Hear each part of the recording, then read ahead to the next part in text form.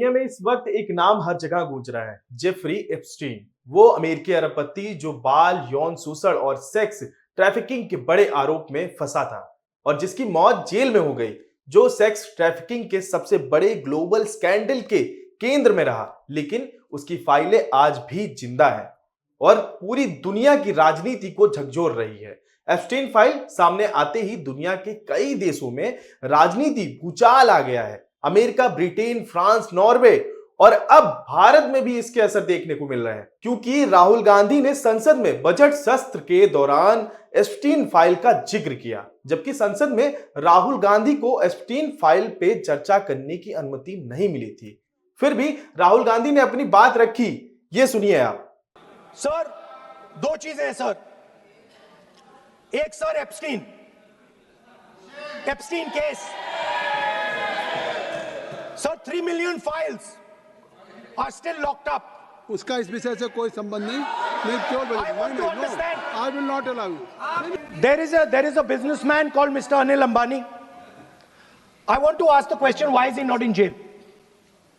The reason he's not in jail is because his name is in the Epstein files.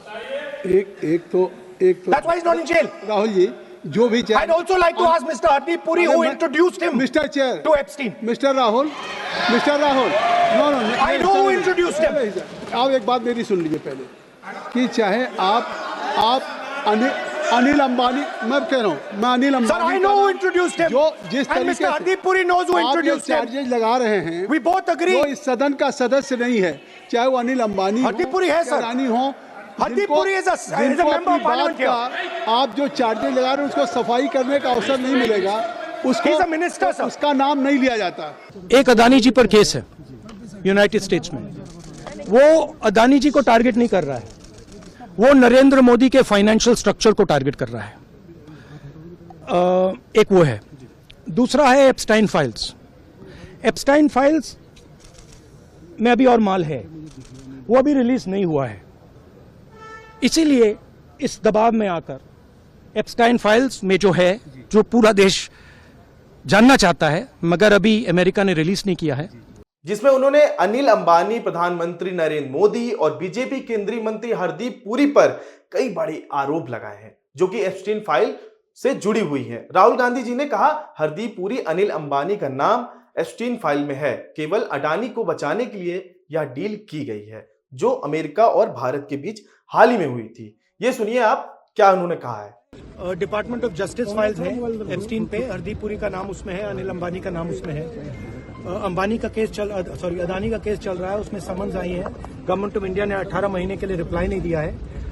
Direct pressure है prime minister पे, वो सब जानते हैं। But main बात ये है, देखिए, बिना प्रेशर कोई हिंदुस्तान का प्राइम मिनिस्टर ये नहीं। जो हुआ है, जो किसानों के साथ हुआ है, डेटा के साथ हुआ है, डिफेंस के साथ हुआ है, एनर्जी सिक्योरिटी के साथ हुआ है, कोई प्रधानमंत्री नहीं कर सकता।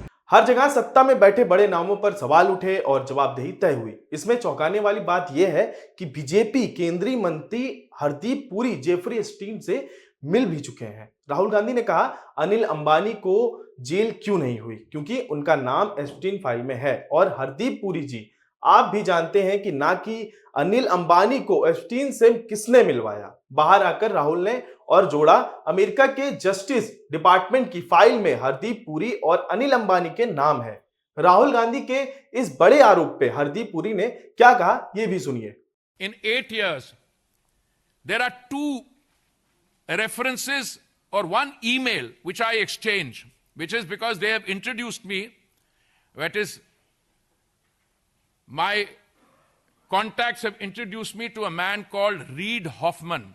Reid Hoffman was the founder of LinkedIn. I don't know how many of you are on LinkedIn. I suspect many of you are on LinkedIn. So I meet Mr. Reid Hoffman of LinkedIn, and after the meeting with Reid Hoffman, I send a message. Now, the Epstein files, the Yuva Neta should know, are about wrongdoing, criminal offenses. The Epstein files are about charges that he had an island where he used to take people to indulge their sexual fantasies, charges of pedophilia, and there are victims of this. Those victims have brought cases against the people in authority. My interaction has got nothing to do with that. My interaction, and this is the only substantive email, there are one or two others also I'll give you.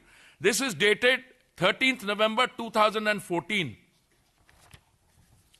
It's a long email. Anybody wants a copy, it's available on the internet. The DOJ, Mr. Rahul Gandhi says, the Department of Justice has put out flights. अरे भाई दुनिया ने देख लिया, उसको analyze कर लिया. What am I telling Mr. Reid Hoffman on an email which is copied to Epstein? I'm saying, I am now convinced more than ever that India today presents a terrific opportunity for internet-based economic activity. केंद्रीय मंत्री हरदीप सिंह पुरी ने तुरंत press conference की और साफ साफ कहा, हाँ मैंने जेफरी एप्स्टीन से 3 या 4 बार मुलाकात की थी, लेकिन ये कोई गुप्त या गंदा रिश्ता नहीं था। उन्होंने बताया कि ये मुलाकात 2009 के आसपास हुई, जब वो अमेरिका में भारत के राजदूत थे। वो मुलाकात अंतर्राष्ट्रीय पीस इंस्टीट्यूट IPI के एक ऑफिशियल डेलीगेशन का हिस्सा थी। पूरी तरह प्रोफेशनल और डिप्लोमेटिक मीटिंग्स हुई। पुरी ने कहा, सारे तथ्य पब्लिक डोमेन में है। करीब 30 लाख ईमेल जारी हो चुके हैं। उनमें मेरी सिर्फ 3 से 4 मीटिंग्स का जिक्र है, और वो भी सालों पहले मेरी कोई बातचीत एप्स्टीन की क्राइम से जुड़ी नहीं थी। और मजेदार बात यह है कि पुरी ने खुलासा किया कि एप्स्टीन ने उन्हें ईमेल में 2 फेज्ड यानी 2 मुहा तक कहा था। मतलब एप्स्टीन को लगा कि हरदीप पुरी उनके गंदे कामों में इंटरेस्ट नहीं ले रहे हैं, इसलिए वो नाराज थे।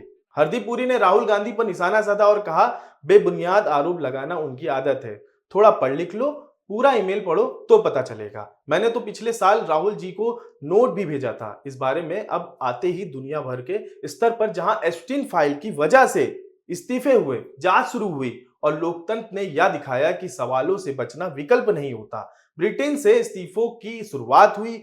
एप्स्टीन फाइल में नाम आने के बाद पूर्व ब्रिटिश राजदूत पीटर मिडलसन ने लेबर पार्टी से इस्तीफा दे दिया। दस्तावेजों में सामने आया कि एप्स्टीन से जुड़े खातों से उनके संबंधों पर सवाल खड़े हुए हैं। मिडलसन ने कहा, मैं पार्टी को शर्मिंदगी से बचाना चाहता हूं। यही नहीं, प्रधानमंत्री कीर स्टारमर के चीफ ऑफ स्टाफ मार्गसन मैक्सवीन ने भी जिम्मेदार लेते हुए पद छोड़ दिया।